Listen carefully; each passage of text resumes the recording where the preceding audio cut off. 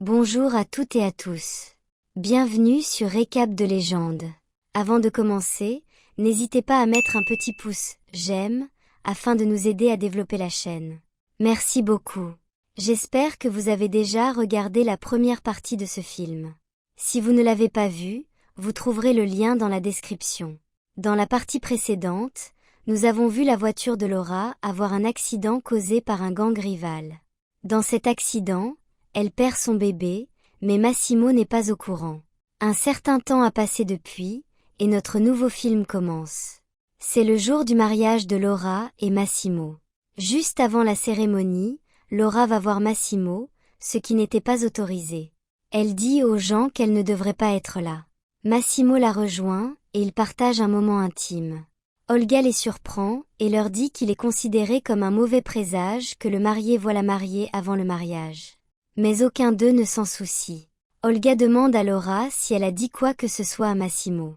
Olga a remarqué que Laura a commencé à fumer des cigarettes dernièrement, ce qui signifie qu'elle est sous tension. Laura explique que si Massimo découvre qu'elle était enceinte et a perdu le bébé, il sera extrêmement perturbé et tuera tous les responsables de l'accident. Elle ne veut pas de violence, mais cacher cela à Massimo est très difficile pour elle. Olga lui dit de rester forte et qu'elle la soutiendra toujours. Après cela, Laura et Massimo célèbrent un magnifique mariage. Le soir, chez eux, Massimo lui dit qu'elle n'a qu'une heure pour se reposer, et qu'après cela, il fera ce qu'il veut d'elle. Laura répond que cela n'arrivera pas. Aujourd'hui, c'est elle qui prend les commandes. Elle l'attache à une chaise et le taquine, avant de le détacher plus tard en lui disant qu'il peut faire ce qu'il veut. Ils se rapprochent à nouveau. Pendant ce temps, Olga, l'amie de Laura, et Domenico, l'ami de Massimo, entament également une relation. Domenico n'avait pas le temps auparavant, donc Olga ne l'avait pas remarqué, mais cette fois, il l'emmène avec lui pour la séduire. Elle demande s'il pense que des fleurs suffiront à la convaincre. Domenico la couvre de compliments, elle est impressionnée, et ils deviennent également intimes. Le lendemain, Laura demande à Massimo comment elle est. Massimo répond qu'elle est aussi belle aujourd'hui qu'au premier jour de leur rencontre. Ils profitent de leur lune de miel. Après leur retour à la maison, Domenico et Olga sont ensemble. Laura plaisante en disant qu'ils vont devoir changer tous les meubles maintenant, sachant ce qu'ils ont pu faire. Olga répond que Laura ne peut pas la juger puisqu'elle est avec Massimo. Lui révèle qu'il a prévu des vacances pour les deux couples, ils doivent donc partir. Laura demande si ce sont vraiment des vacances ou s'il emmène tout le monde pour la tenir éloignée des affaires. En réalité, Massimo avait des affaires importantes à régler. Laura se plaint que cela fait longtemps qu'ils n'ont pas eu de vacances, alors ils devraient y aller. Au dîner, Laura a l'air contrariée. Olga demande ce qui s'est passé. Laura explique que même si Massimo fait tout pour elle, il ne la traite pas bien, il fait tout ce qu'il veut. Massimo manquait à Laura, alors elle l'appelle auprès d'elle la nuit. Ils se retrouvent à nouveau. Au matin, Massimo reçoit un appel et doit partir, même si Laura voulait passer plus de temps avec lui. Il lui dit que la lune de miel est terminée et qu'ils doivent retourner à la vie normale. Laura s'amuse avec Olga, qu'elle considère comme une sœur. Olga dit que lorsqu'elles étaient petites, elle n'aurait jamais imaginé devenir aussi riche. Laura répond que leur amitié était forte à l'époque aussi, et que l'argent ne change rien. Leur lien restera le même. Plus tard, alors qu'elle effectue un travail scientifique dans un bel endroit, un des hommes de Massimo arrive, blessé. Il dit qu'ils doivent partir.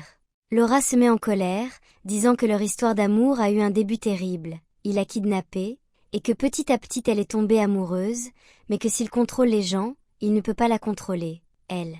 Elle refuse de rester dans sa prison. Massimo s'excuse pour tout. Un jour, alors qu'elle emballait des cadeaux, le jardinier, Nacho, vient la rencontrer. Il se présente. Laura dit que son nom ne sonne pas italien. Nacho explique que sa mère était mexicaine, d'où le nom. Laura demande depuis combien de temps il travaille pour son mari. Il dit qu'il a commencé récemment. Sentant qu'elle pourrait lui faire perdre son temps, Laura commence à partir, mais admet qu'elle n'a rien à faire. Nacho dit qu'être une femme trophée est un travail difficile. Laura répond que c'est peut-être ce qu'elle fait de mieux puisqu'elle n'a rien à faire. Après cette rencontre intéressante, il part. Ensuite, c'est Noël. Massimo invite les parents de Laura pour célébrer. Massimo offre un cadeau à Laura, des documents. Il lui annonce qu'elle possède désormais sa propre entreprise de vêtements, car elle aime la mode et le travail. Il dit qu'il ne peut pas la voir malheureuse comme ça, et veut qu'elle fasse ce qu'elle aime. Massimo demande quel est son cadeau.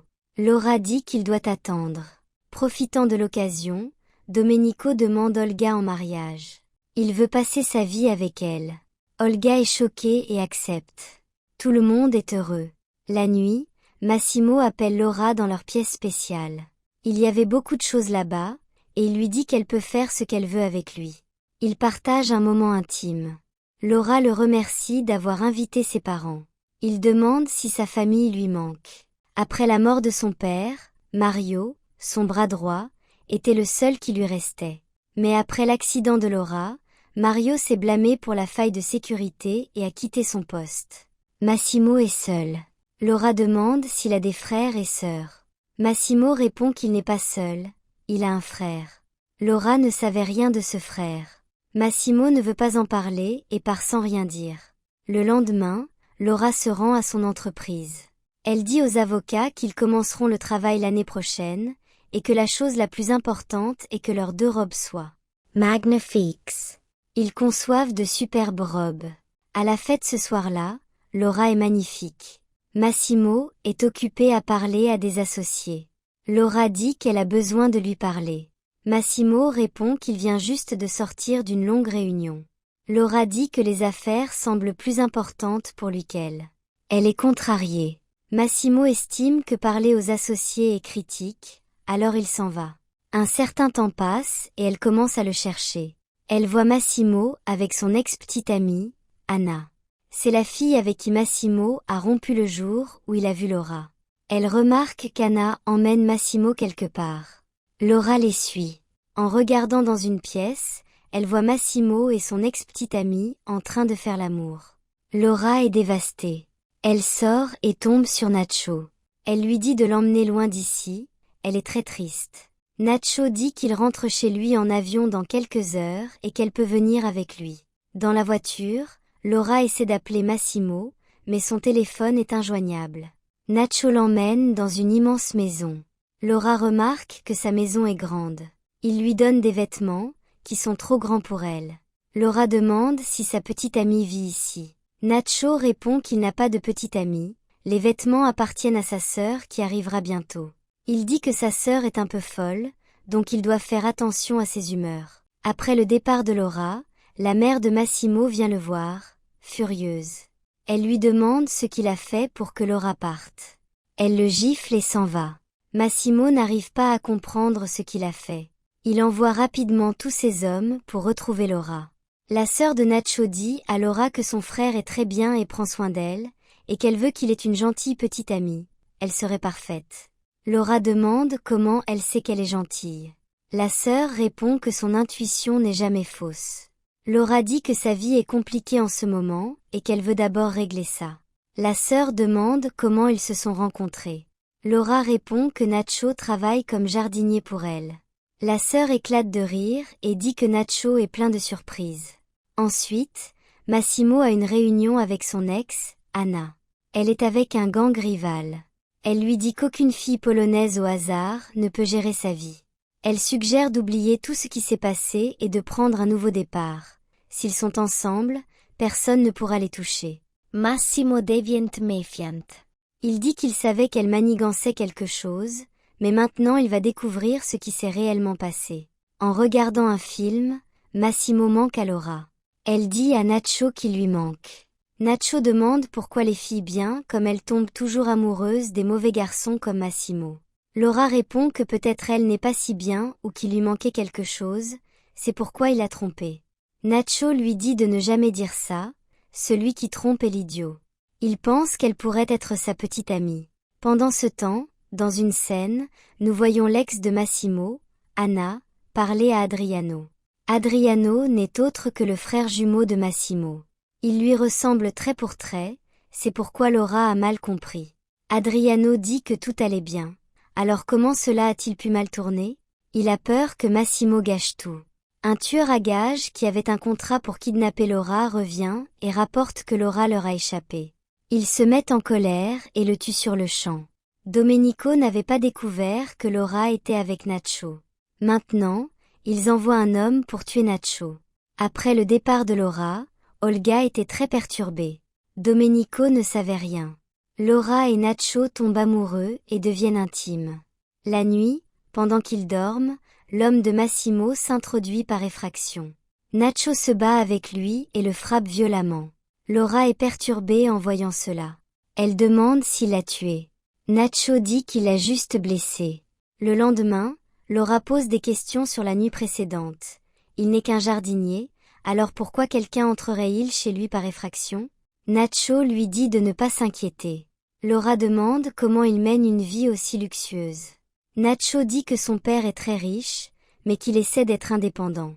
Laura s'excuse d'être indiscrète et dit qu'elle a rendu sa vie difficile. Nacho lui dit de ne pas s'en faire et propose d'aller quelque part pour se changer les idées. Massimo découvre l'état de son homme et est encore plus perturbé. Nacho emmène Laura sur une île en hors-bord. Laura dit que tout est très différent ici. Nacho dit qu'il est différent. Laura plaisante en disant qu'une île est parfaite pour un rendez-vous puisque personne ne peut venir ici. Nacho plaisante en disant qu'il amène toutes ses petites amies polonaises ici. Ils passent du bon temps ensemble. Le lendemain, Nacho a du travail, alors il laisse Laura avec sa sœur. Laura voit Nacho parler à son père et est troublée. Elle pose des questions à ce sujet. Nacho dit que son père lui apprend à surfer sans vagues. Ils apprécient la compagnie de l'un et de l'autre. Massimo reçoit un message concernant Laura et part la chercher. Cette dernière rêve de Nacho. Nacho demande si elle a passé un bon moment.